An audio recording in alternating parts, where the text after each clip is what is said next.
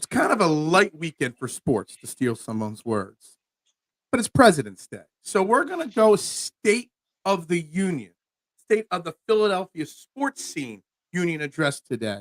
I'm Phil Stiefel. I got Marc Moscatelli. We're live with your thoughts and opinions in 30 seconds.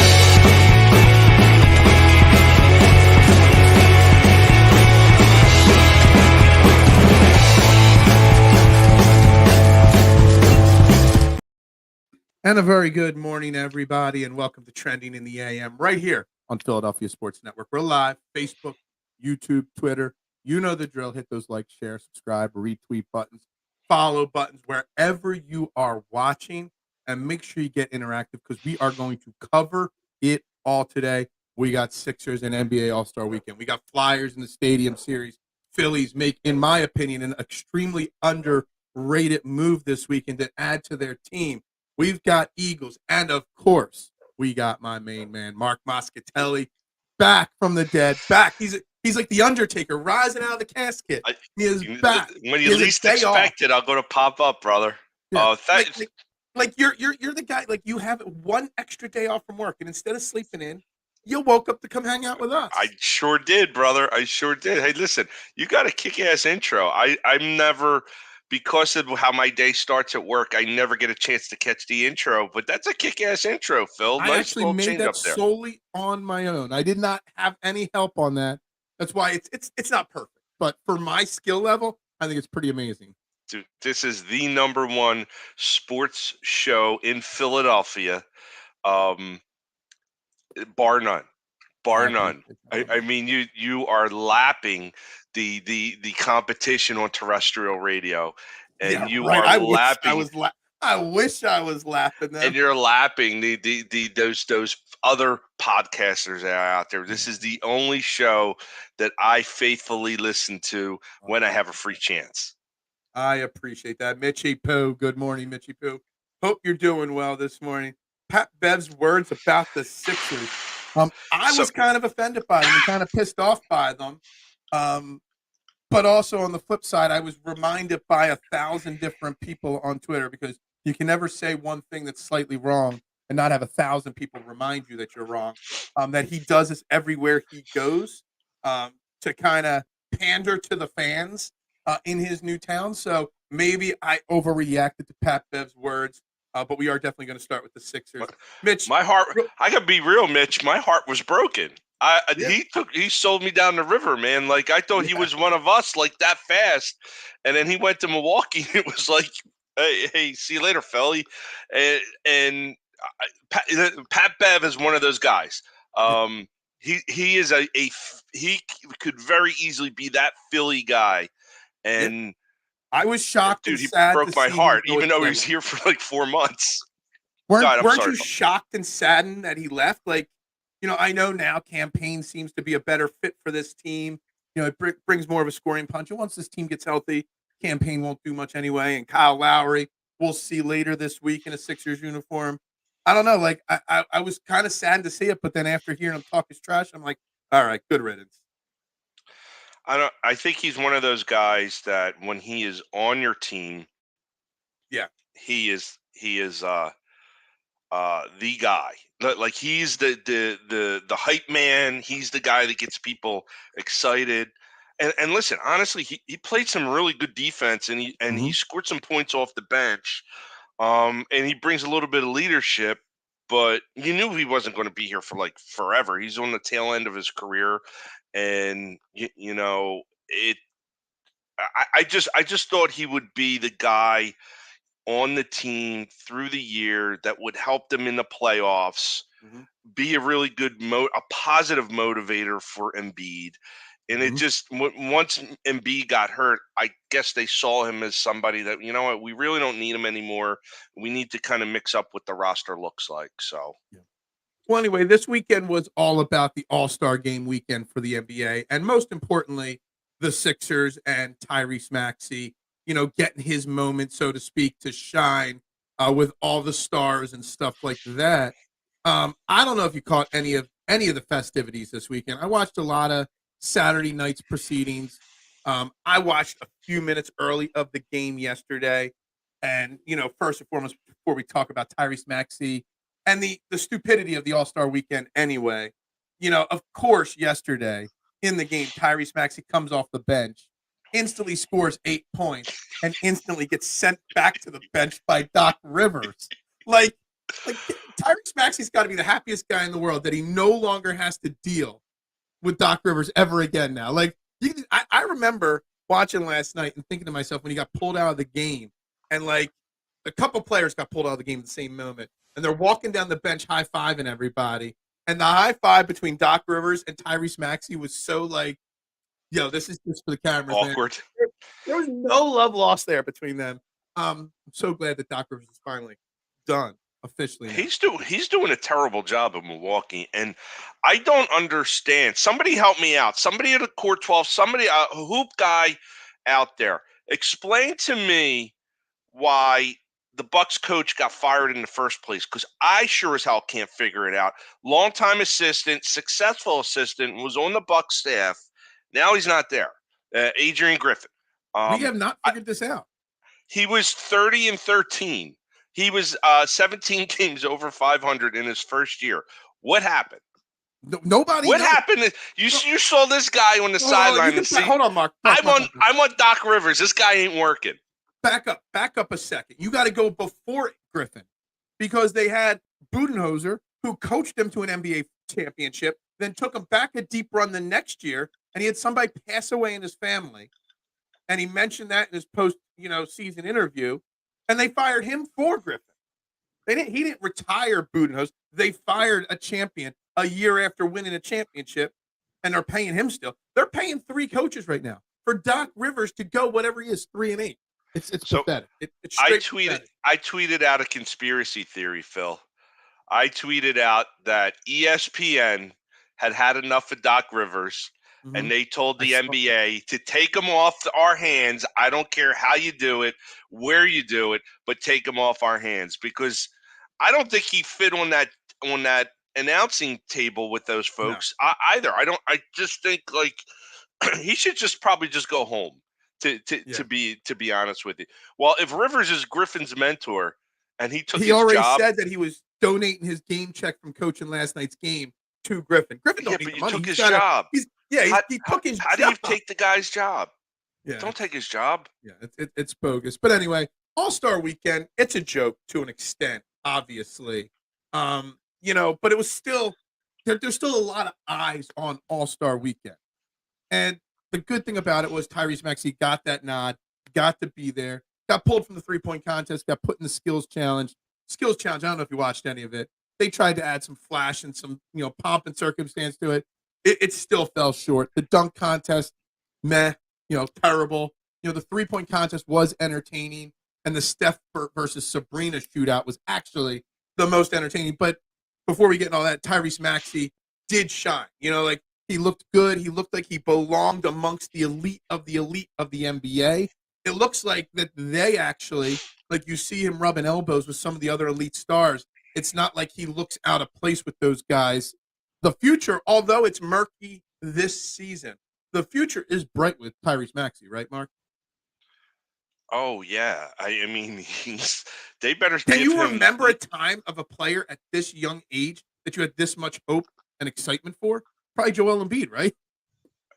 Embiid. Well, you got to remember, Embiid missed 2 seasons. Yeah, and there were still huge question mark. I mean, Ben Simmons, he missed a season. Allen Iverson, you want to? I mean, you want to go that far back? I mean, Maxey is a really great find. Probably should have went higher in the draft. Yeah. He's a really good person too. I mean, I could tell you a story. He lives near Mount Laurel. And you guys probably saw it on the news, but I worked with somebody who, on Halloween, his kid was trick or treating, and she went to the Maxey house, and he was there with his mom and dad, and they were giving out, full candy bars, and all he was doing is just making sure that those kids were happy. And I don't think right before they hit the All-Star break, you saw that one kid, and I forget where the hell they were playing before they went to break. The kid had a sign with a baby, and he was in tears. And like he's just got this thing about him that like he's just an awfully nice guy that happens to be really great at basketball. And I mean, like he's really good. And they got to lock him up too. You want to give out max deals. He's a guy that you got to give a max deal. Because I think he's the future of the Sixers. And listen, your guard play and shooting is, where it's at in the NBA today. Not so much a big man. We got big man out there, but the big man tend to do everything instead of just shooting and blocking. So like he fits more of a current type prototype NBA player. And the validation, LeBron said, what did he say to him in the locker room? I'm proud of you that you made the All-Star team. So it's, that, and then like he was just like a kid in a candy store that whole weekend. Yeah. And they had in Indiana the big poster of him New Balance put out there outside of the stadium, like with his shoe deal. Like I'm gonna get me some Maxey New Balance. I just bought a new pair of New Balance the other day. Let's not give New Balance any free publicity on the show. They got to pay for that ad time. So no, I'm really happy about where his season has progressed. The only concern I do have with Embiid being out, I was really hoping for him to take just a major step forward. If anything, it's a minor step forward. I think he does need to do more with Embiid absent for the rest of the season, but we still got plenty of season to go. It's crazy because we're going to talk about the rest of the season here in a second. All this cap space. Look, I know you're supporting Morey here in this comment. He's got all this, prepared for the unknown, but the unknown is, can Daryl Morey actually make the right decisions? Because I don't know. And I think it was you, Mark, or somebody else I got into it with somebody. Nobody gets more praise for fixing their own mistakes than Daryl Morey. And somebody came at me, Howie Roseman gets more. I'm like, no. I Howie said Roseman actually won a Super Bowl. Was I wrong? I wasn't wrong. No, Howie Roseman Howie Roseman has been successful. Daryl Morey has never been successful. His success is fixing mistakes, his own mistakes most of the time. So I'm not ready to anoint Morey, that he's going to make the right decisions this offseason. But did he make the right decisions for the rest of the season? Maxey has to continue to step up. I just hope that we get healthy. Even outside of Joel Embiid, you got Batum who's been out for a while. Roko's barely played since he's been here. DeAnthony Melton's back is still an issue. And I don't know about you, Mark. You're an older guy like me. Back issues, they linger. They don't go away. They linger for a long time. They don't go away. Yeah, I don't know. And it'll always come back at a random moment. Plus, every other player getting sick on this team, at a random moment. We just need this team to get healthy so that we can survive. I was looking at, we're 2 games up on the 6th seed. We're in the 5 spot right now. We're only 2.5 games out of being fallen to the play-in series. And to start the second half, we've got the Cavaliers. We've got the Bucks. We've got the Celtics. We've got the Knicks. Right out of this break starting on Thursday, this team's got 4 very tough games. So we need Maxey to step up. We need everybody to get healthy. We need this team on the same page. Where is your overall confidence level over the next, whatever, it's 25 games or whatever left in the season to at least stay above that 7 spot? Phil, like this team I like could this max balance. I like it. Did we lose Mark there for a second? I think we lost Mark. God damn, Mark. Why would you do that to me, Mark? Mark. Fix your computer, boy. Old people, they don't know how to work with technology. These kind of things happen. seems like every single guest I bring on this show has some form of technical difficulties happening anymore. Maxey and Heald are Michael and Scotty. Let's go. I wouldn't go that far. I did hear Michael and Scotty's kids did break up over the last week or so. JoJo is Rodman. I don't think so. No way. This team. Are you there? What was that? I don't know what's going on there. We're just going to take him off the screen, I guess, for now. Let's act like Howie didn't luck out. Did he luck out, or did he build a Super Bowl roster? He built a Super Bowl roster. So I don't know what you're saying about that. All right, let's take him off the screen there. There he is. He's back. Yes, man, I'll tell you. Technology, man. You old people with technology, you can't do a thing. Between the VPN I'm on and the internet connection, it's just terrible. But I don't. You were asking me, and I don't know if you already answered the question. I didn't hear any of your answer about your confidence. We're doing state there were of the two union. games up on the 6th seed. There were also 2.5 games, from dropping to the play-in. This team could go to the Eastern Conference Finals, or they can miss the playoffs. And I don't know which way they would be leaning. And they do have a very tough stretch of games coming up that could really put them really behind the 8 ball. I got to be real. Like, if they ever happened to miss the playoffs, I wouldn't be too concerned about it. And then they get in the lottery and maybe they get lucky. And honestly, I don't know who's coming out in college this year, but they could really use a high first-round draft pick. Do they even have one this year? I have no idea. Somebody traded so many away. Yeah, Marshawn keeps telling me they have a lot of picks available to trade. I don't know if they've got picks to draft. Look, they're going to make the playoffs. They're not going to fall out of the play-in series. There's I don't even think there's enough time for that. Would be an epic level collapse. But yeah, they could fall to the play-in series. They realistically could, but it's going to be on the broad shoulders of young Tyrese Maxey, and it's a lot to put on the kid. It really is. It's why getting this team healthy. Why is it? It's not just Joe Embiid's health. Everyone talks about Joe Embiid always being injured, but this whole team, there have been sickness issues and minor issues with injuries on this team for years. I don't get why. Has nobody heard of a Kleenex or a Lysol wipe in that locker room? I'm serious. It's sarcastic. It's funny, but I don't get it. I kind of think this whole quote unquote illness is bullshit.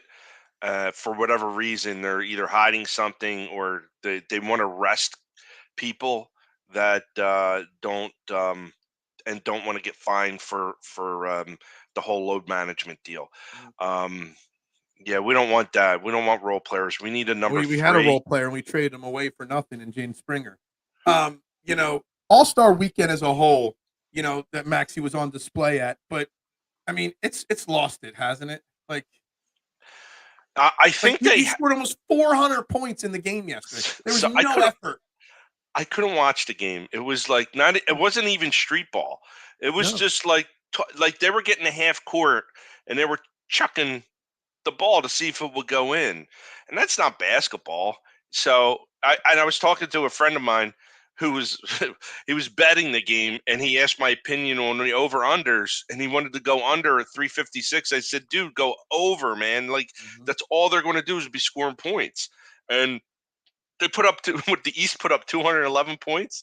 I mean, it's like a video game. It's not even any fun. The losing team put up 196.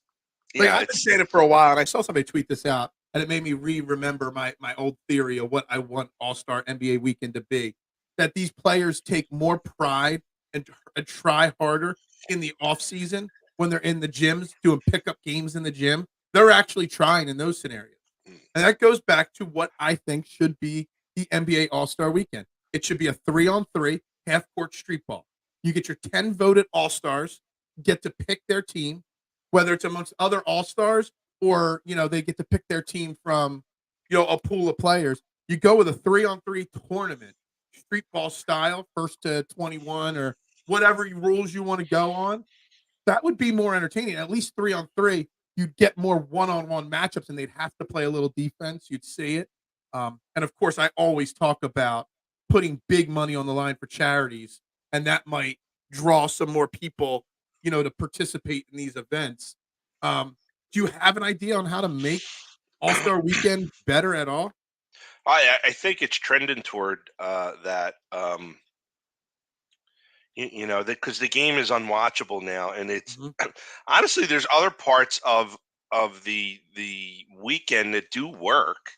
I mean the 3-point contest should be at this point the last contest of Saturday night. 100%. I mean the dunk, like you only get 4 players, and they've really run out of ideas for dunks. Although Matt McClung jumping over Shaquille O'Neal to win a second straight dunk contest actually was pretty cool. Yeah. And he seemed to be but like he doesn't the have only that star power. You need no, he star doesn't. power. He doesn't. But and he had like the energy to. He wanted to. He was hyping up the crowd and he was into it. The other dudes were like, it was like a nuisance for them to be there. But when they're at practice, they do that shit all the time. Yeah.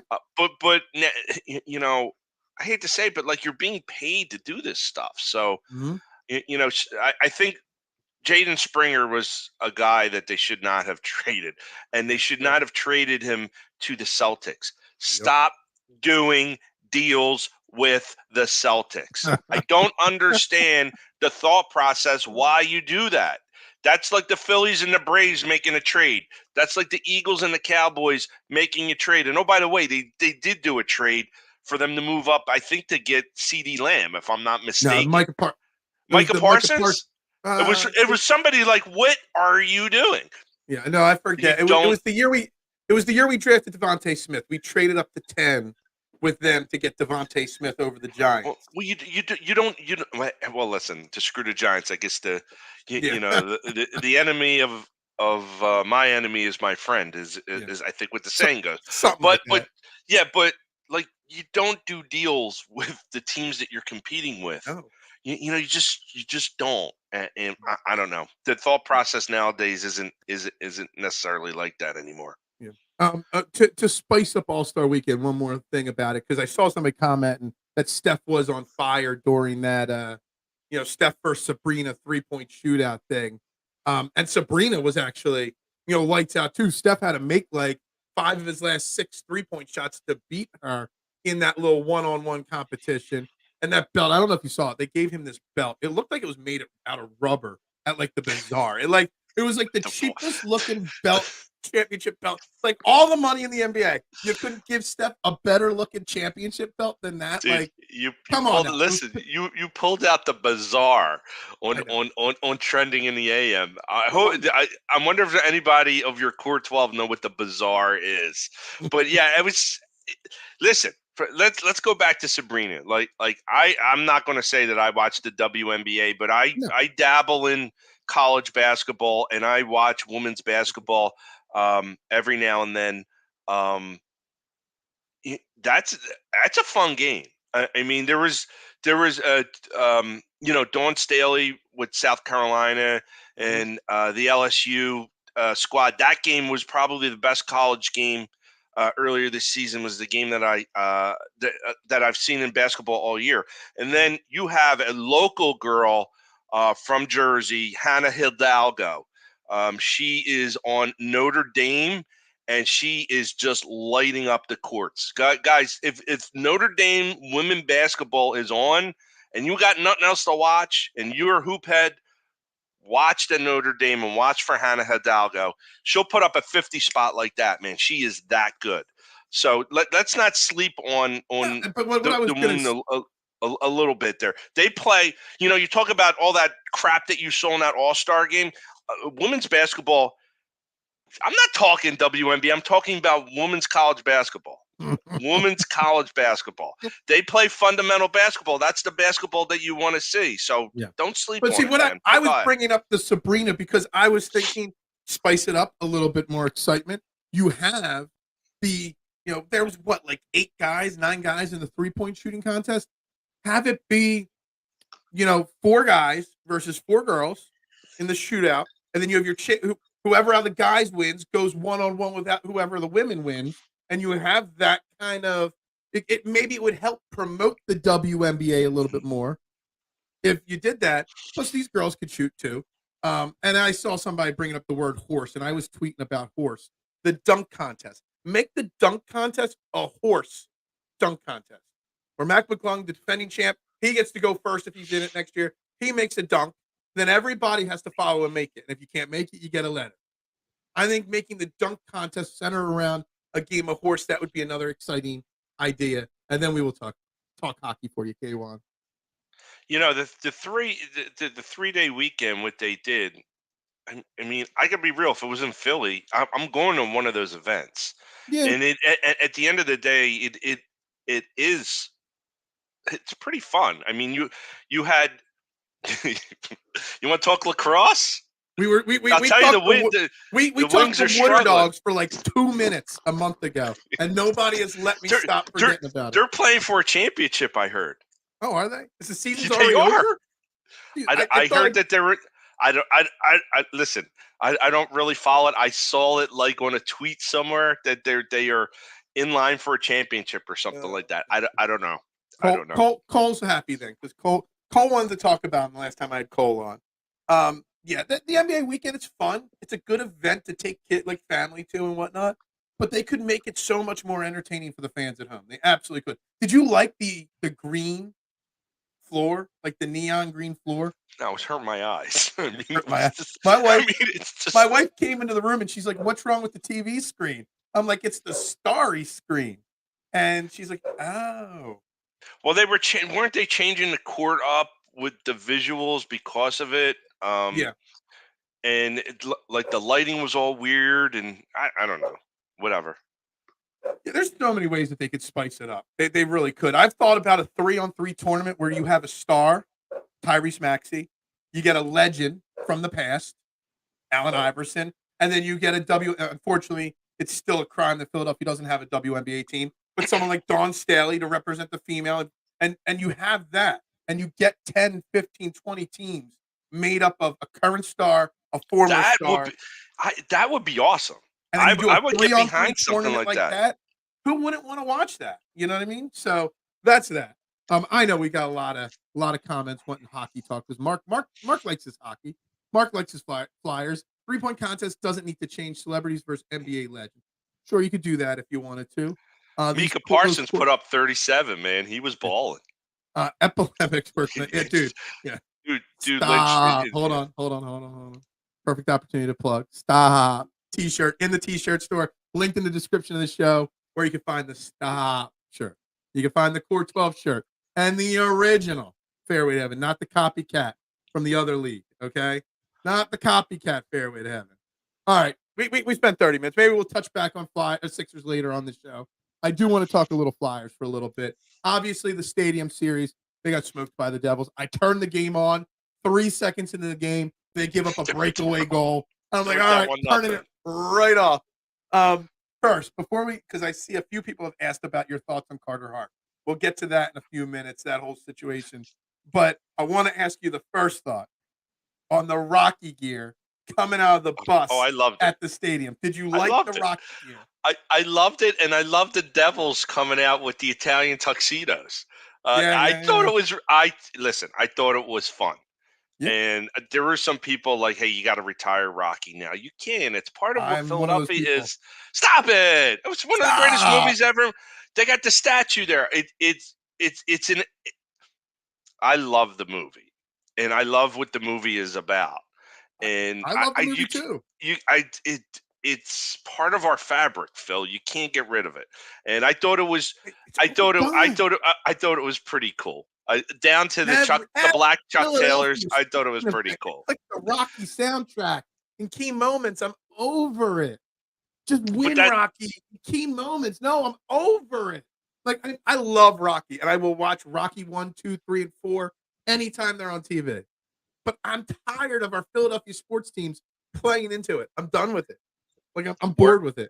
I think it works. And then the Devils came out with, and my wife said, she's like, you know, those Italian tuxedos are making a comeback, and we were out shopping, and sure enough, like they're out there. You know what I'm Explain talking what an Italian tuxedo those is. parachute type sweat outfits, and with the Devils coming out, I just chuckled. I thought it was fun. I think it was, you know, those old like zip up parachute pants, parachute type. They called Italian tuxedos. You wear the tank top, the white tank top underneath it.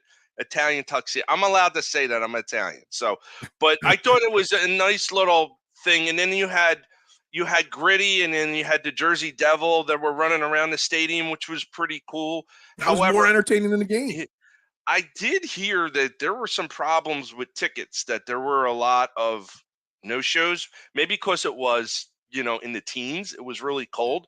And I saw more than a few people trying to give away their tickets, not even sell them. So I'm curious what was going on from a ticketing standpoint. I know it's just it was a mess up there. Yeah. You know, traffic. I saw some people tweeting that they were having trouble getting to the stadium because of traffic and stuff like that. But this is something interesting. I wasn't planning on bringing this up today, but it's something that crossed my mind during the game on Saturday night. Like when the Stadium Series first started, what was it? It was almost like 15 years ago, 10, 15 years ago, the first time they did an outdoor game, the Flyers. It was pretty cool. But is it overdone? Like now there's 3, 4, 5 games outside a year, always in famous arenas. Like it doesn't excite, like it's just another hockey game to me. It's not something special because it's overdone. If it was just one game every year maximum, or maybe every other year, it'd be something special. But I think it's overdone. Listen, that sport has to market itself. In Canada, it's huge because, yes, track suits, exactly. Yeah, Big Al. Um, He's a fine, upstanding Italian too. That he needs to, or the NHL needs to continue to market their team. This is, you know, from a cultural standpoint for Canada. This is you know, us going on the sandlot to play, you know, pick up baseball or basketball. These kids in Canada up in the north slap their skates on and go out on the frozen pond all day. And I think they did a little bit of a vignette with players explaining how much of a big deal it is. Down here, unless you're in Minnesota, you know, we're in the Dakotas. Like this is just not. It's where you're skating in Delco on the ice in no, outside. No, outside. Where you're skating outside that you ain't gonna fall in the water. The weather is just not conducive to that. Yeah. No. So there, but here's an idea, Phil. Why don't you make your All-Star game an outdoor game? Yeah, there you go. You know, that might be something that is something that can be done. And I do want to talk about All-Star games. Ridley Lake be falling in there. Yeah, I would not want to fall in Ridley Lake. Dude, you come out like looking like a toxic. You might have 3 heads when you come out of there. Yeah. But I do want to talk about, if we can squeeze in a few moments, about the 2026 All-Star games and Philadelphia getting locked out of both a basketball and a hockey. In favor of LA's new stadium for basketball and hockey in Long Island in New York. And like, I don't get why there wasn't a larger push by I'm going to give you the reason why the NBA. Well, I know what you're going to say, but go ahead. It's because the Sixers are not pushing because they're waiting for their new stadium to be open. Yeah, but which might never even happen. But guess what? Where was the city of Philadelphia in all this? In 76, again, I'm showing my age, guys. I don't really care. And I was only a little kid at the time. I was only 2.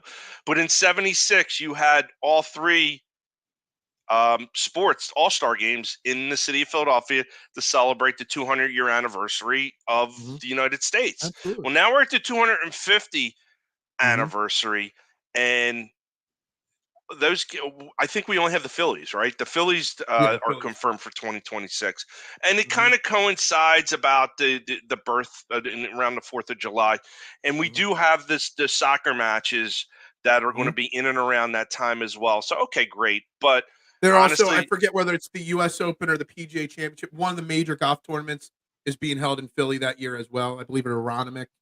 So there are other things that have landed in Philly, but still, I get it. This is where the city of Philadelphia and the state of Pennsylvania team up with these guys that get significant forgiveness and tax breaks and shit like that to say, you got to go get this. And for them not to do that is just a catastrophe. I think it is a friggin' catastrophe and a disgrace. Do you know that the Army-Navy game is not slated to be back into Philadelphia until 2027? Listen, I don't want to go into politics, but the dude that was the mayor prior to Miss Parker, who's now our mayor, totally fucked up this city. I'm sorry to curse, but it's really WrestleMania, baby. I could get behind WrestleMania. Well, I know Phil is going to WrestleMania. It's this year. It's in literally 2 months, less than 2 months. Yeah, absolutely.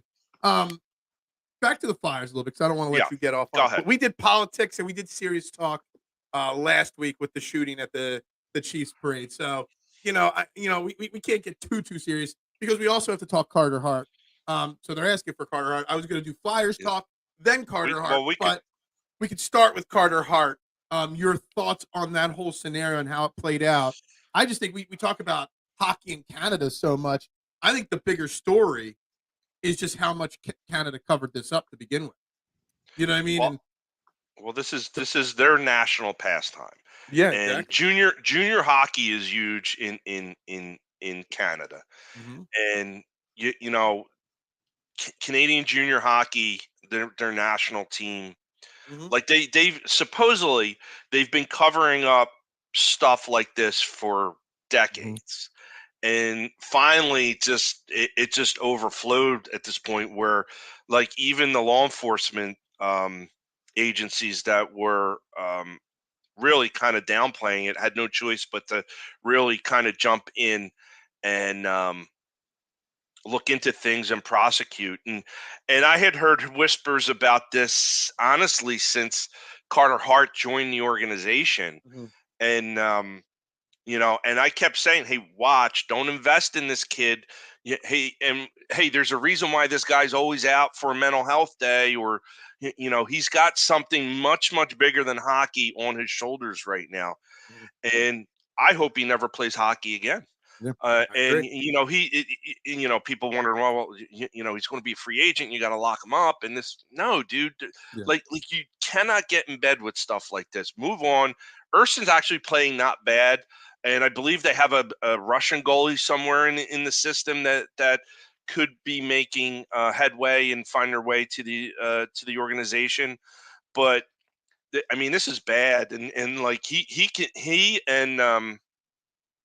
he can go away for a while. You're just hearing about this because we're not in Canada. It's been a big story. I've said this before on the show, Mark. I've got a lot of friends that live in Canada, that are from Canada, from my cruise ship days. And, you think social media is bad in America because of politics? You should be friends with somebody that posts politics stuff from Canada. We have it we talk about corruption in our politics and issues with our, it's bad in Canada. It's as bad, if not worse, how much divide there is between the parties in Canada. So I'm not surprised that Canada was able to cover this up mostly for such a long period of time, because that government is just as screwed up as ours. Yeah. So it's akin to the whole steroid thing in baseball is your national pastime. They covered it up for the longest time.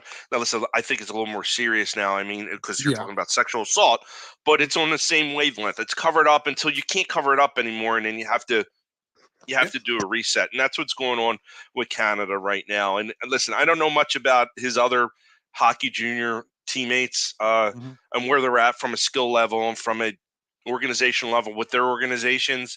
All I know is Carter Hart, and honestly, it's a blessing. Get out from under it. Yeah. The Flyers have tried to do things with players that run on the wrong side of the law, and it always kind of burns them.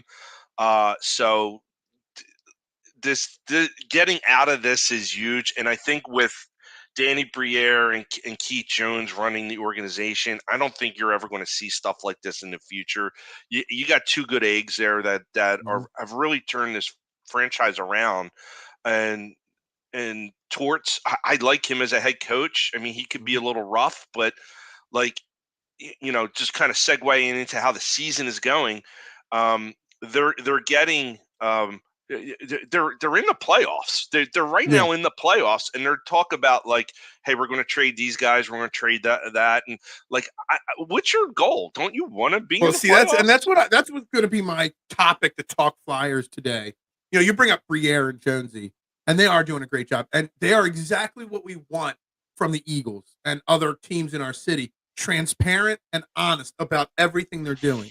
And I always say, like, it's hard for people to understand this, but hockey is one of my favorite sports. I've been to more Flyers games than Eagles and Sixers games combined in my life. You know what I mean? I love my Flyers. I've gotten off of them because they don't really, sex sells, which means the Eagles sell for shows. We talk Eagles most of the time, but I do love my Flyers. But it's very hard for me to get behind this Flyers team just yet completely because I haven't been invested in a while. And they're being blatantly obvious in their thing that they're still in rebuild mode. They are more likely to be sellers in the playoff picture right now than buyers at the deadline, which is, I think, in 2 weeks. I think it's like March 2nd or 3rd, the deadline, the trade deadline in the NHL. Like, how can you get behind a team you haven't been behind when it's more, they're still focused on 2025, 2026. They're not focused on this year. They're not even focused on next year right now. And it's very hard. Like, I love the honesty, but it's also hard to rebuild that confidence in the team or that energy to watch the team in this situation. I think they're more successful than they thought they were going to be this year. I guess it's a nice problem to have. I mean, Owen Tippett has been on fire. My son and I went to the game against the Stars where they won 5-1, and Tippett had two goals, and he had that spinorama goal, and that was right towards the end where we were sitting. Unbelievable. And to your point, Phil, like, I haven't been excited about hockey in a bit, and still I'm a little bit lukewarm. They really have to kind of win me back. During the Lindros era and during the late 80s, again, show my age, I was all in on Flyer hockey. Yeah.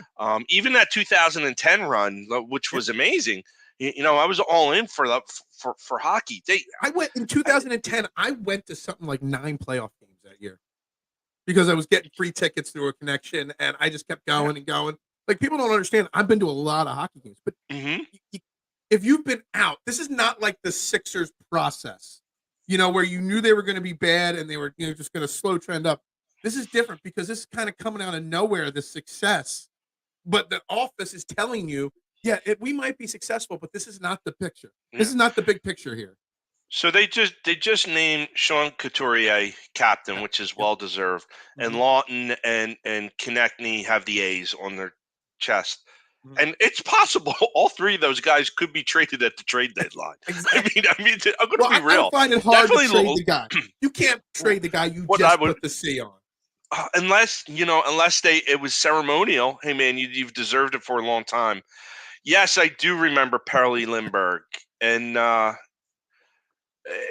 yeah, I do. And I was a little boy when he died, and I was crushed. It was. I'm going to kind of get off on a tangent. There's a reason why the Flyers will not, like a guy like Carter Hart or guys like Mike Richards and Jeff Carter. Remember when they traded them away and it was like, what the hell are you doing? That experience with Pelly Lindbergh affected that organization to the point that they will never put themselves in a position like that again. And maybe they knew he drank a lot. A lot of hockey players do, drink. They're also young guys, right? But they never want to go through what happened at that time with Pelly. And that's why they traded Mike Richards and Jeff Carter. Like, they couldn't get those guys under control. They were the kings of the Jersey Shore, those two guys. Yeah. Oh, dude, they ran roughshod in Avalon every summer. So they never. If you find out a guy gets traded and you're like, well, what the hell? Why did they do that? chances are there's some sort of backstory out there. That organization, I think it's probably somewhere in their founding values or something like that. They'll never go through anything like that again. And and that's probably a good reason why they're probably going to part with Carter Hart at the end of this season.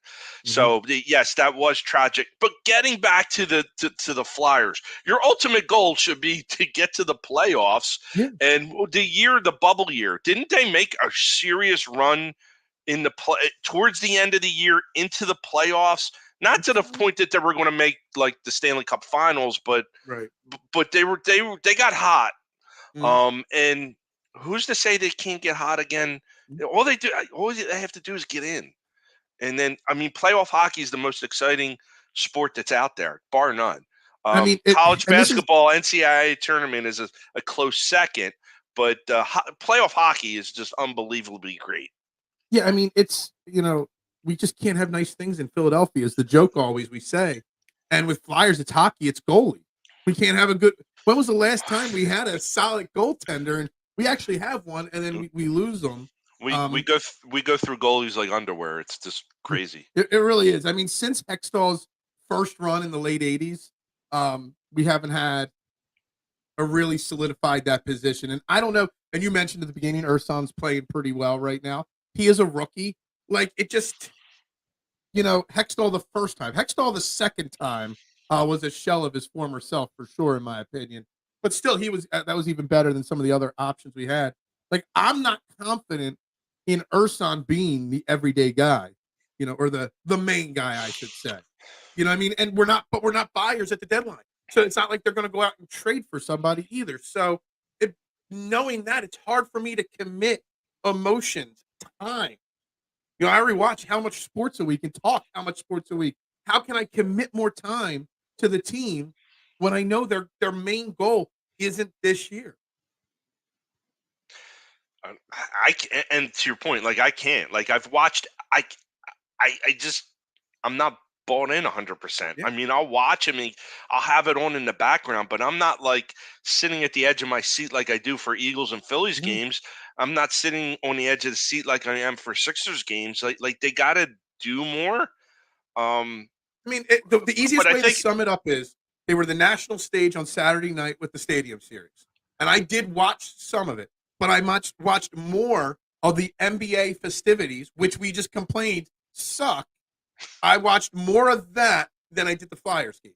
And that kind of sums up where we're at with the Flyers right now. Well, I think it's more of a hockey thing, too. I mean, especially with the Sixers being, honestly, a much better organization for at least results of the last few years than the Flyers. I mean, for the longest time, me growing up, it was Eagles, Phillies, Flyers, then Sixers. Sometimes the Flyers were in that second seat.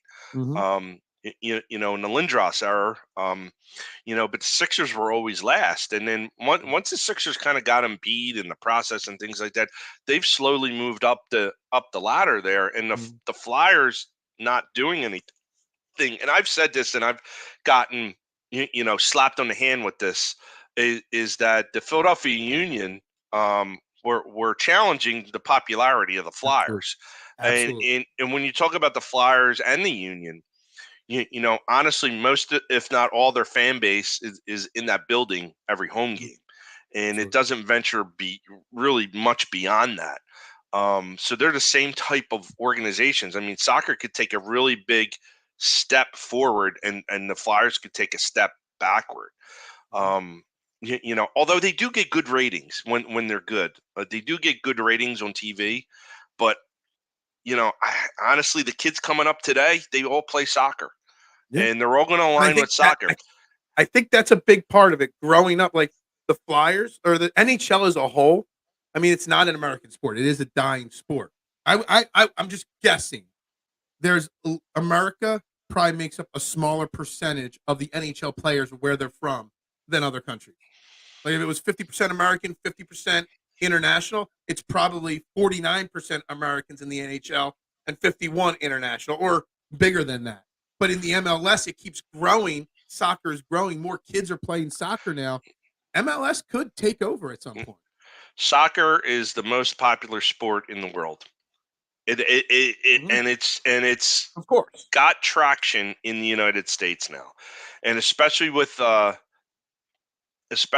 lot of the World Cup coming and a lot of the different things that are the different friendlies that are across the United States. Like, and listen, to be real, it's kind of cheap for kids to play soccer versus hockey. Like, if you're a kid goalie in hockey and you're on a team, like, you're spending like $5,000, and two of it is just like the equipment. I mean, it's really, really expensive. Duck, you've been watching this show for a long time. You know, I've said this before. My interest in hockey was growing exponentially quicker than I ever thought it would. And then last year when they did the Apple deal, I didn't watch. I don't have Apple TV. I'm not going to pay for Apple TV just for the MLS, so I can't watch it. So I don't watch it. I have not watched a Union game since this deal happened, and it's unfortunate. This was an awful thing for a small sport. Like, if you wanted to say it was NFL went to Apple TV, all right, everybody would have signed up for Apple TV. But MLS, it's too fringe for something like this to be successful. The worst thing that league did was go behind a paywall. Yeah. And I was with the same deal because they were coming off that in the championship. And that was a fun match. Unfortunately not in our favor. 2 years in a row, because the year before they were favored to make it there, then they lost in the semifinals because of the COVID. Half their team got COVID. So like, it was. And listen, have you ever been to a Union match? It's I've a lot of fun. Quite a few. My buddy has. It's a lot of fun. Field seats, so it's a lot of fun. It's a lot of fun, and the players are engaging to the fans. They get involved with the fans. You don't see flyers. Maybe you do, but not to the same extent. Look, it could be if they could stop, or here's stuff. I mean, like, you're behind a paywall, but like, so when the Eagles play on Amazon Prime for Thursday Night Football, guess what? They still show it on local TV. Correct. They should have the local games, but then have a local market for it. There were a very, very small handful of games that were over the air TV, and just not. Yeah, they're doing it for the bottom line, but like, I'm curious, what outside of the dollars and cents, is there anything else good they do? Okay, so I think he's basically straight saying financially speaking, and that's it. Yeah, I don't. I think by locking out your fans, like, it's just not a good thing, and that's a big complaint for Major League Baseball.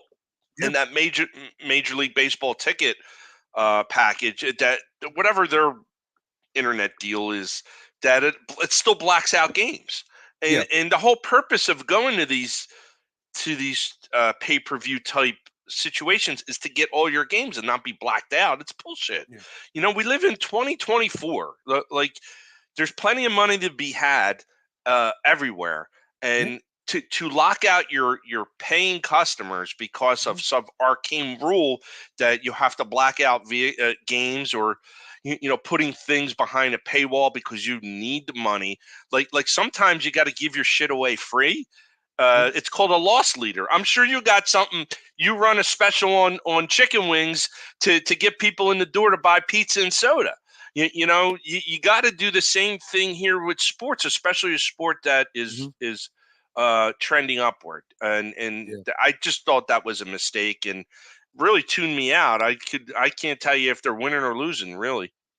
I mean, and the paywall thing, I mean, in baseball, you see them doing it where, I think every team now has one or two games that's on Apple TV, one or two games a year that's on Facebook only. You know what I mean? And no offense, like, we could bring up Big Ed, your father. You know what I mean? Like, and I love Big Ed, except for his love of anchovies. Every Fox's Pizza post, there's a comment with anchovies from Big Ed. An upstanding Italian American right there. But like, for a generation of people, do you really want to force fans even one or two times a year? If anything, it pisses people off. It gives people, when I try to tune into NBC Sports Philadelphia to see a Phillies game, and it's not on, I'm like, oh, today's an Apple TV game, I can't watch it. That pisses me off. That makes me not want to watch the next game. That is free. Well, not free because I pay for cable, but you know what I mean? Like, I don't know. I think there's too much going towards these streamings or people buying up the rights completely that make it, I don't know. It's the rich getting richer. And it kind of annoys the average people like us. They're grooming us to accept paying for your sports on your TV. It just it's. I always thought, like I always said, like it's eventual that the Super Bowl is going to be like a $200 pay-per-view event. Yeah. And you know what? I'm going to pay it.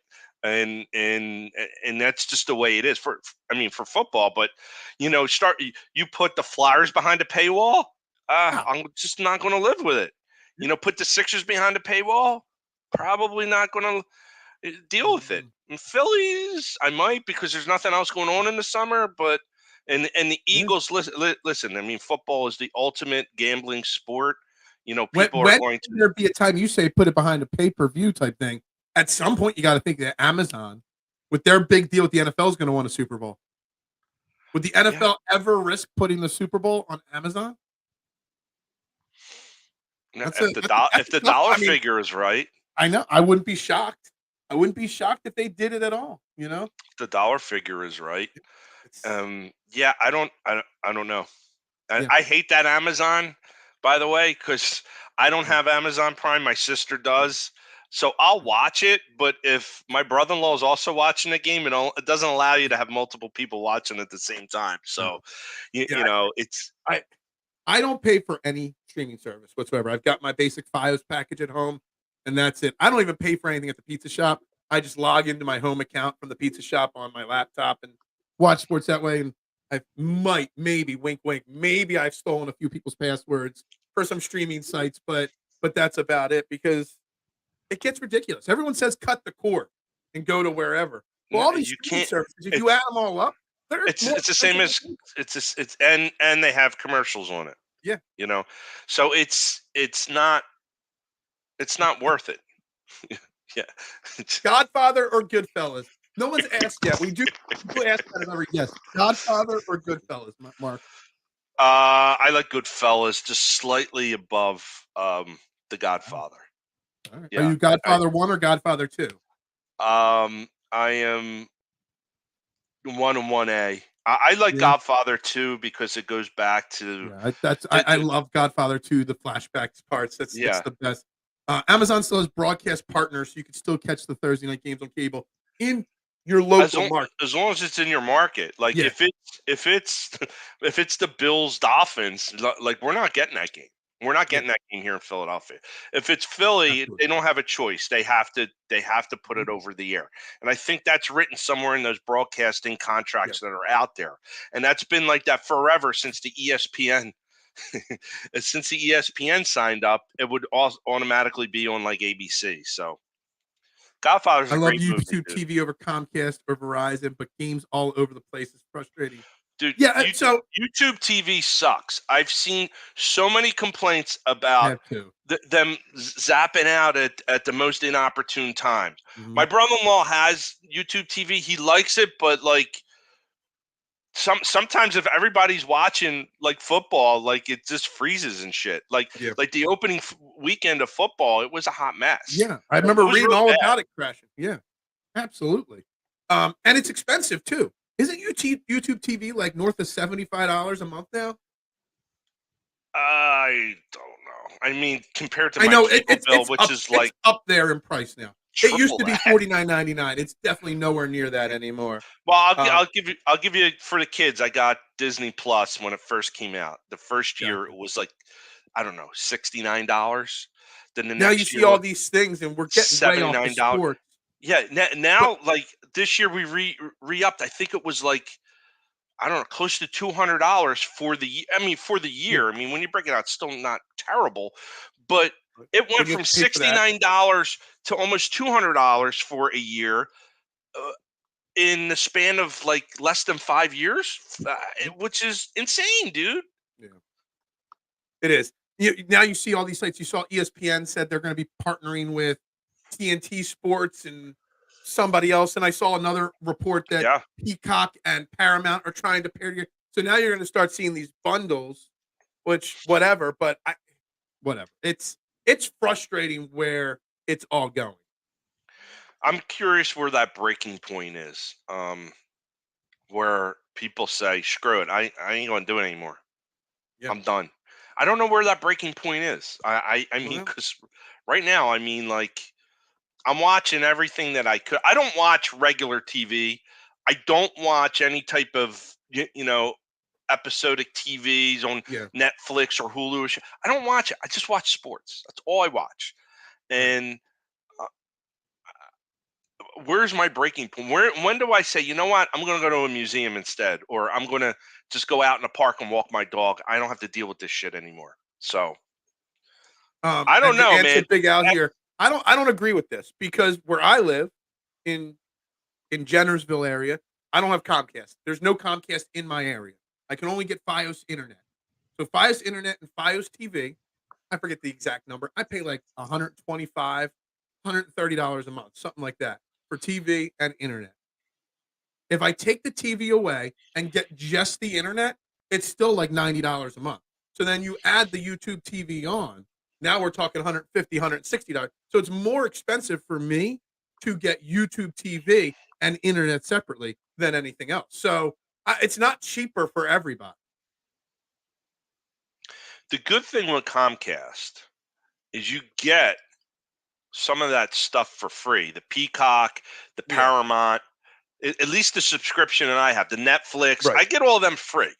Yeah. So everybody like having a shit fit, oh my God, the game's on this app and I don't have this app, really doesn't matter for somebody like me. Now, I pay through an arm and a leg through Comcast, but then again, Phil, to your point, like, what if you don't have Comcast in your area? It sounds to me like you don't have reliable Comcast in your area. I don't have it at all in my area. I can't sign up for Comcast. Which is insane. Usually you can't sign up for Fios. I can't sign up for Fios where I'm at. You know what's insane about Comcast in my area? My neighbor has Comcast. They're the last in the area. They can, literally, I share a driveway with them. They have Comcast. I'm out of the area for Comcast. Insane. That's friggin' insane. Is that not insane? Like, we literally share a driveway. They can got Comcast. I cannot. Nuts. It's really ridiculous. All right, real quick, guys. Quick soft reset here. You're watching Trending in the AM right here on Philadelphia Sports Network. Please make sure you hit that like button, that share button, that subscribe button, that follow button, retweet wherever you're watching. Shoot my man Marc Moscatelli with follow on Twitter if you're so inclined to do so. But make sure you guys are hitting that like and share and commenting. We got the final 28 minutes of the show here. I want to touch on Phillies a little bit with my man Mark because it is baseball season. A little touch of Eagles to close the show as well with him. Tomorrow, guys, I'm not sure the time. I still got to confirm the time. But tomorrow morning, Chris Franklin from NJ.com will be joining us to talk Eagles. So we will have more Eagles talk tomorrow. But, I got some other guests lined up. I don't even know where my notebook is with all my guests. But we got guests lined up for almost every single day this week on the show. But again, make sure you hit that like button, that follow button, guys. We like this guy. Bring him back. Well, Mark has a regular job. He can't always come on. Poor Mark has to work. A normal job because my job's not normal. So you're our brother, and we love you. Don't ever take sides against the court. Let me just say this about Phil. Okay, you guys are getting in on the ground floor of a really good thing. Within 5 years, Phil is going to be on terrestrial radio doing some sort of show, and you could say, I heard him on Trending in the AM with that guy Mark with a C, and you can wear that like as a badge of honor.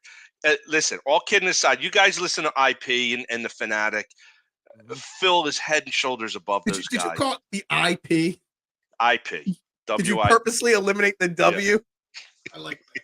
I've never heard that way before. I like that. All right. Well, I appreciate that, Mark. You don't have to toot my horn too much, man. I appreciate you. I just want to get on the show again, Phil. I got to be real. Us upstanding Italian gentlemen need to stick together, right? Yes, absolutely, yeah. Absolutely. All right. Let's move on. Let's talk a little Phillies. The Phillies did make a very good move, in my opinion, this weekend. Whit Merrifield signed to a 1-year, $8 million deal. Mark, spring training, we got, I think Friday's the first game, Saturday's the first televised spring training game. Everybody will be there this week working out. The season's about to get started, but really quickly, I did want to touch on the Whit Merrifield because when I had Renee Washington on and then Luke Arcini from Fox the Gambler in the last 2 weeks, kept going back to the number one thing that scares me about this Phillies team is not pitching, is not hitting, it's the bench. And the fact that still in my mind, Jake Cave had to take the last at bat of the season last year for the Phillies. Bringing in Whit is a step in the right direction because this kid can hit. Well, I shouldn't call him a kid. He's like 34 years old. He can hit. He can play 5 different positions in the field. Yep. You know, he's a winner. I love the move, and I thought it was one of those sneaky moves that flew under the radar, and not enough people are talking how big a deal that move is. Yeah, listen, he's what they wanted Josh Harrison to be last year. Now, hopefully he will perform. He could play all 3 outfielder positions. Which is huge. He could play first base, which is huge. He dabbled a third, which is huge, and he could play second base. Now, like people are talking about, well, with him there, he's got to get his at bats, which means Marsh and Stott are still going to be platooned.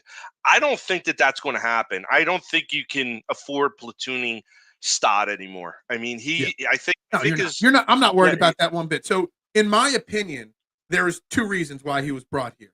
One, to A, B, just like you said, what Josh Harrison was supposed to be last year.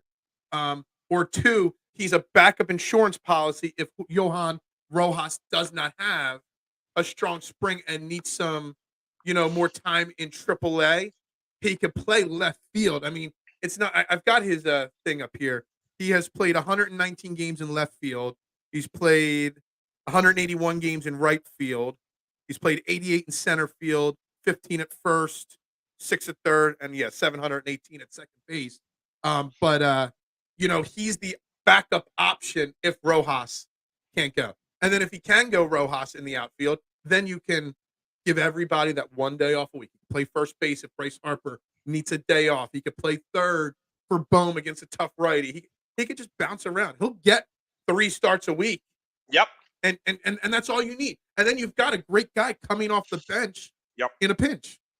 Yep. I don't know how great of a fielder is if you're going to use him as a defensive replacement elsewhere. But I think it's a great. At this point, we don't need a defensive replacement. No, because Schwarber is not playing outfield ever again. You'll never see him play on the field ever again. God. And I'm okay with that. I think it's a great move.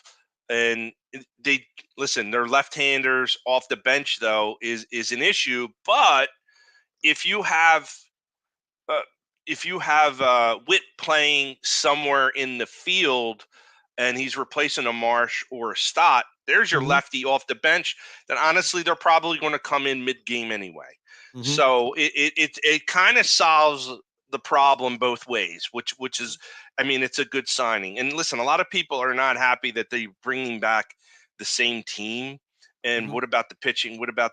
I really think they want one of these kids to steal one of these spots on the staff, McGarry or Abel.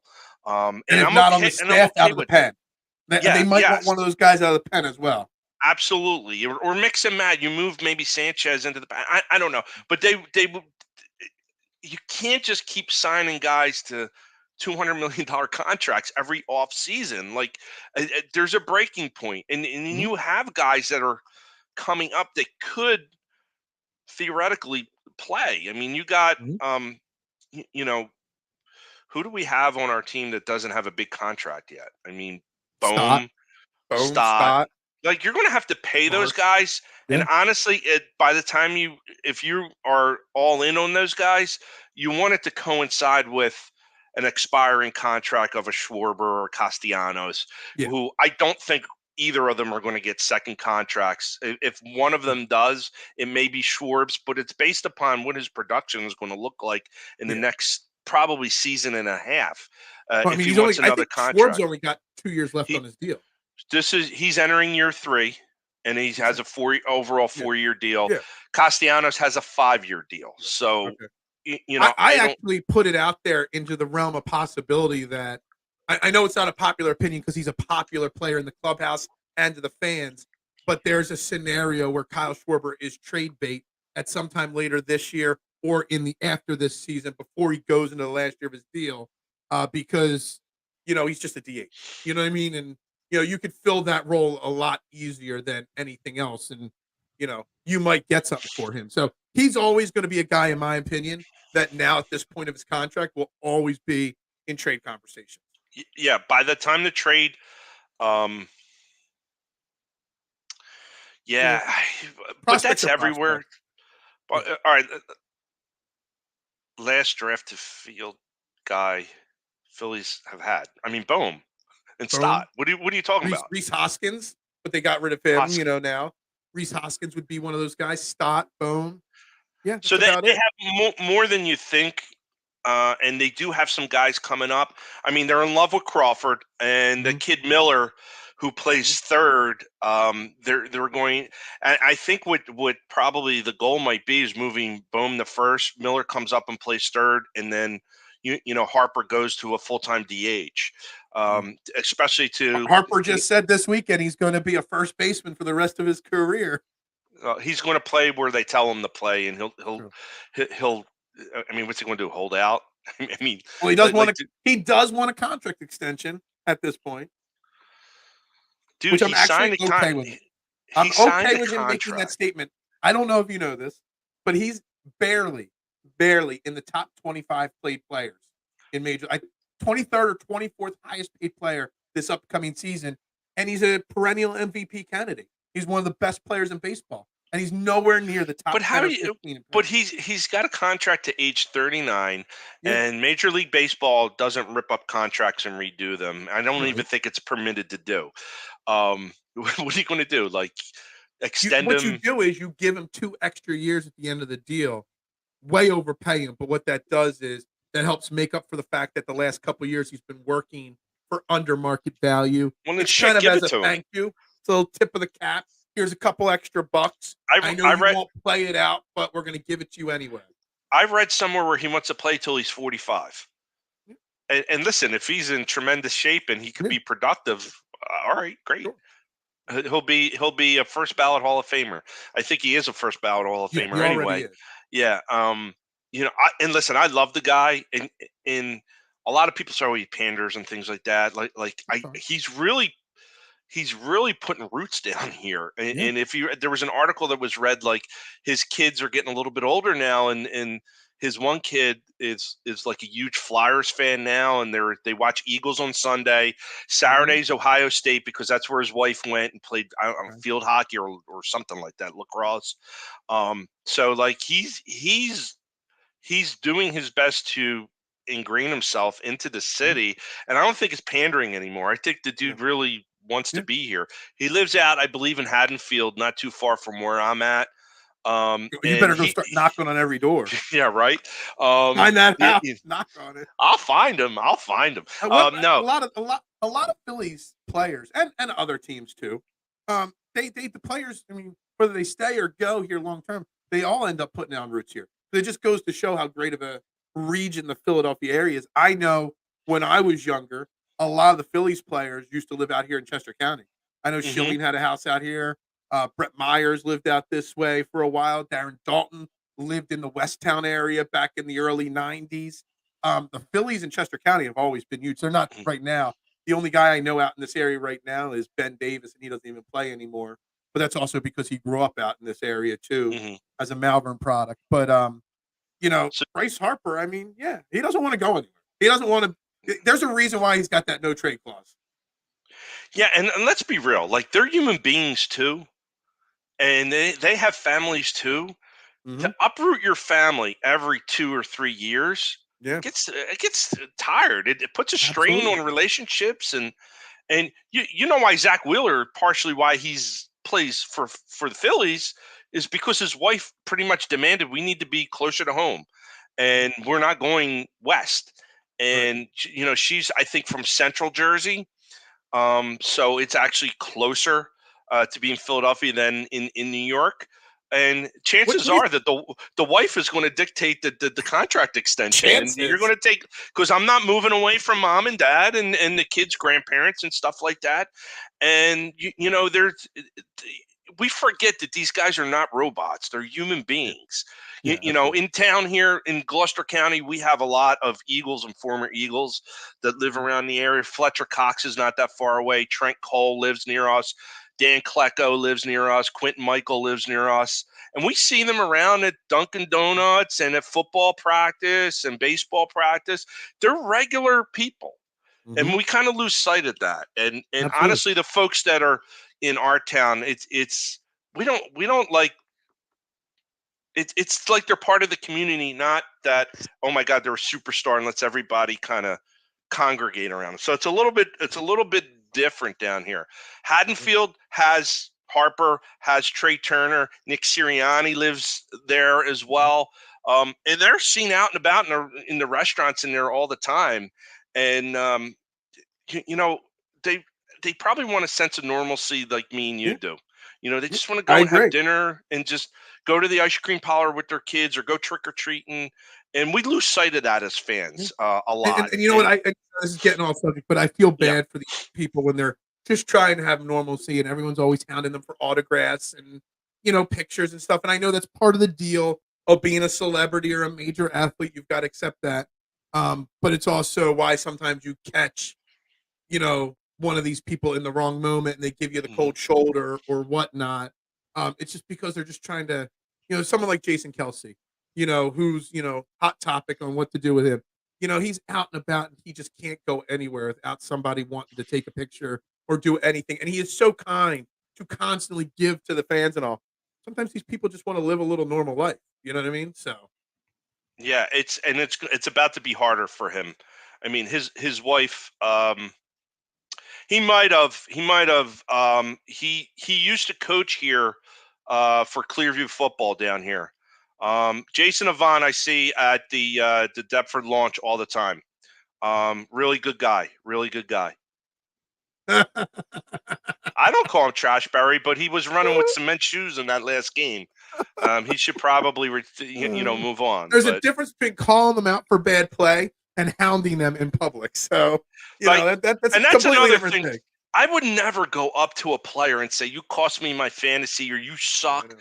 In the street, I kind of want to. And K1, you understand this? I kind of want to do it to Patrick Cantlay after blowing the Genesis Invitational on Sunday. So, did you have a lot of money on him?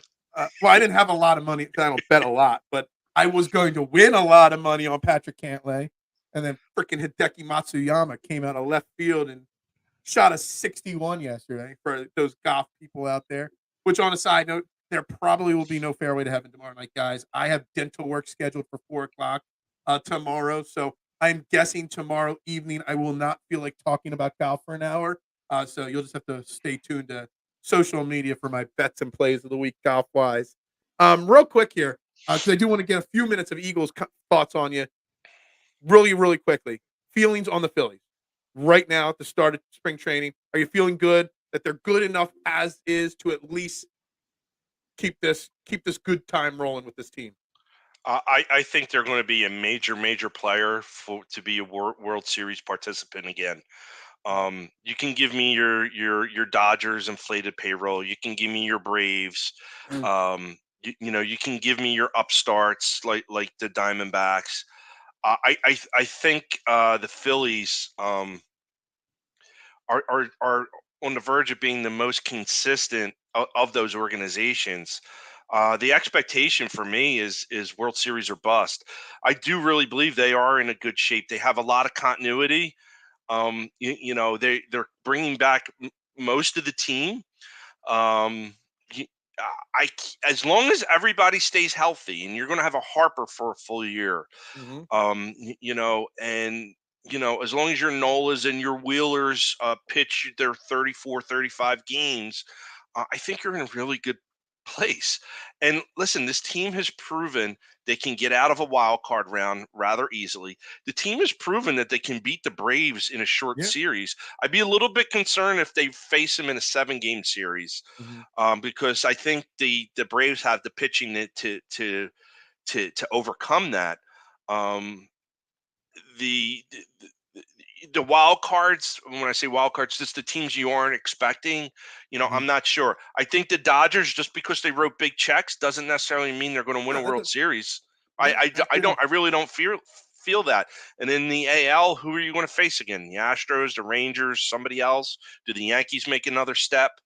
I am not Uncle Phil, first off. And yes, Uncle Harper Phil is welcome in the core 12. Without his, Harper is welcome to take. I will kick Moscatelli's face off this stream. If Harper logged in right now, Mark, you'd be pushed away so fast for Bryce Harper. Bryce Harper, you should be watching Trending in the AHAM, not listening to WIP. I know they're your network, but you should check out Phil, man.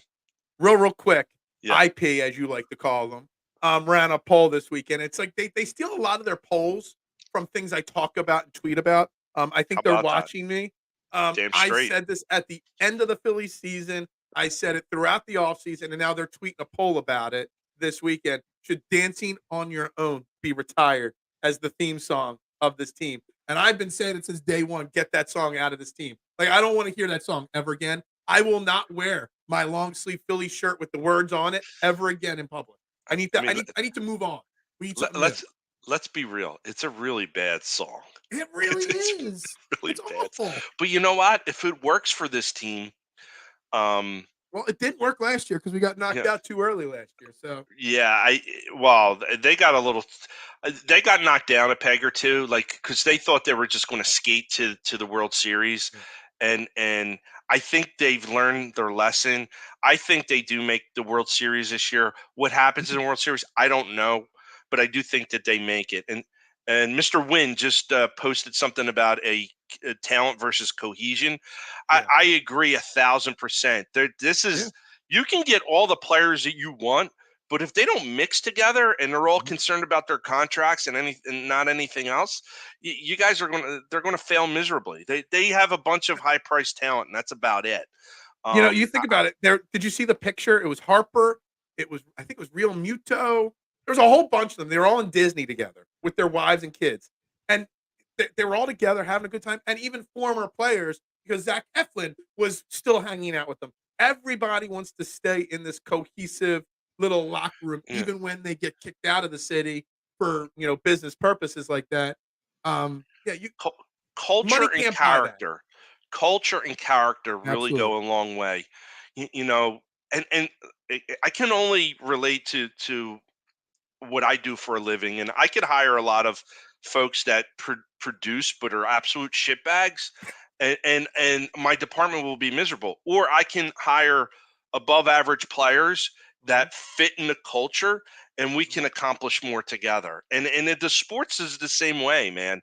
Like you don't have to get every top dollar player that's out there. If the dude is a shitbag and doesn't fit in your locker room, why would you want that guy? Like there's a free agent pitcher. There's a free agent pitcher out there that's a shitbag.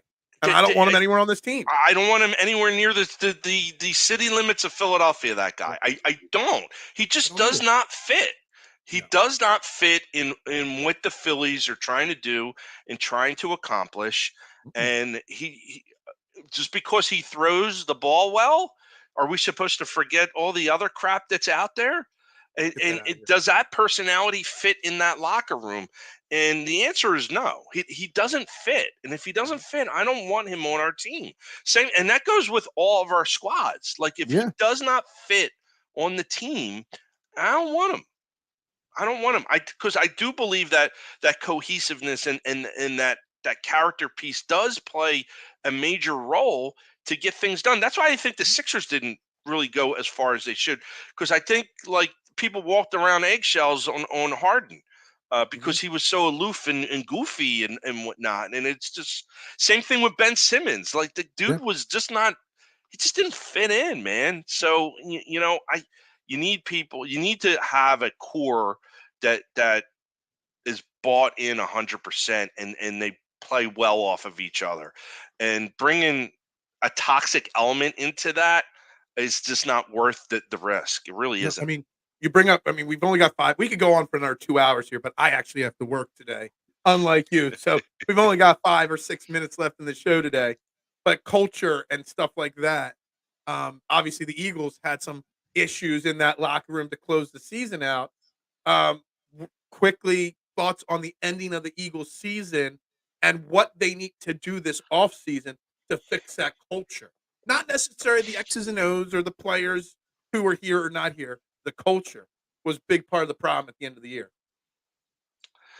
My firm belief, Phil, is that they elevated Brian Johnson into an offensive coordinator position, thinking that's what Jalen Hurts wanted, and they wanted to keep him happy. When honestly, Jalen is a guy that does not need to be coddled. I really don't want. I don't want them to baby this guy, and I don't think they will going forward. So I don't think he wanted Brian as an offensive coordinator. I believe that.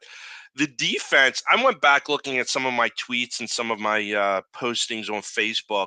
Desai in the early part of the season he had the defense playing very well, and somewhere the wheels fell off, and I think a lot had to do what has been trickling out is that he was not a friendly guy to work for.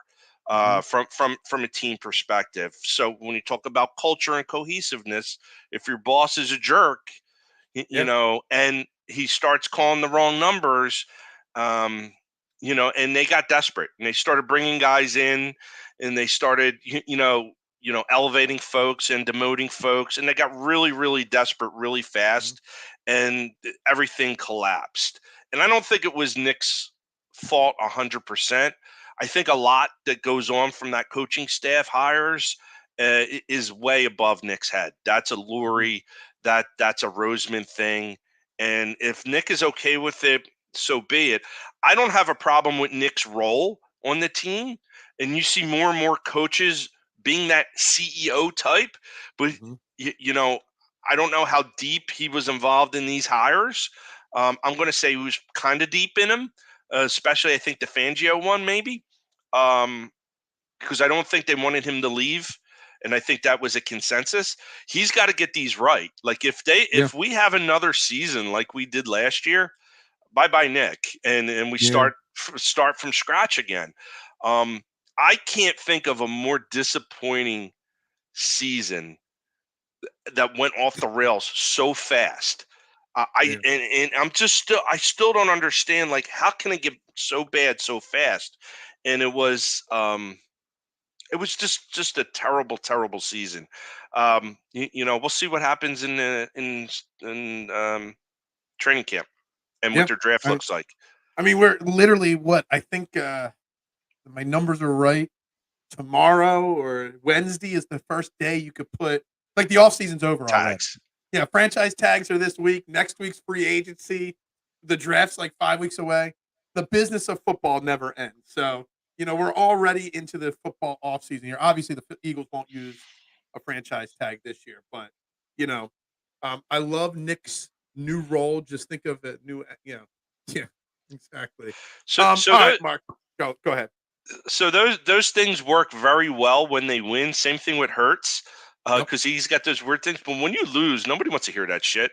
No. So I'm with you on that. And that's the big difference between the Sixers and the Flyers organization and the Eagles.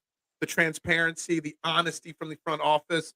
We don't get that from the Eagles at all, anywhere. So, and we never have. We never have, and we never will. We got to start the wrap up process here, guys. Again, my man, Marc Moscatelli.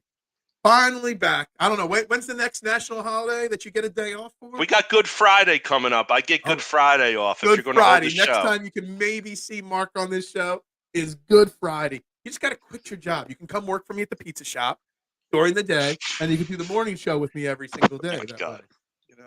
I don't think he can afford me, Phil. Yeah, I can't afford me, let alone you. Come on now. What would you bring to the table at a pizza shop anyway? You know what I mean? Leadership. Yeah. And I could eat all your leftovers so they don't go to waste. Exactly.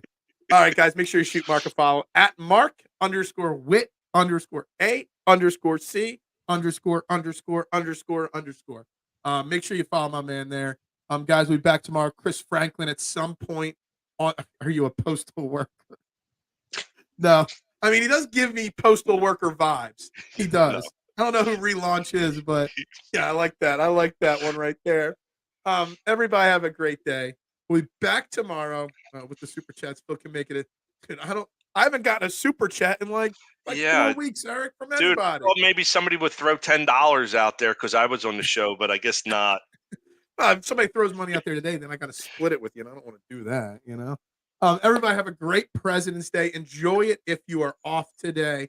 If not, well, like me, I got to go to work. Make sure you check out our T-shirt site, linked in the description of the show. You can always support the podcast that way by also rocking the gear out and about in public. That's right, Duck. It is still always Go Birds. But everybody have a great day, and we will talk to you guys tomorrow.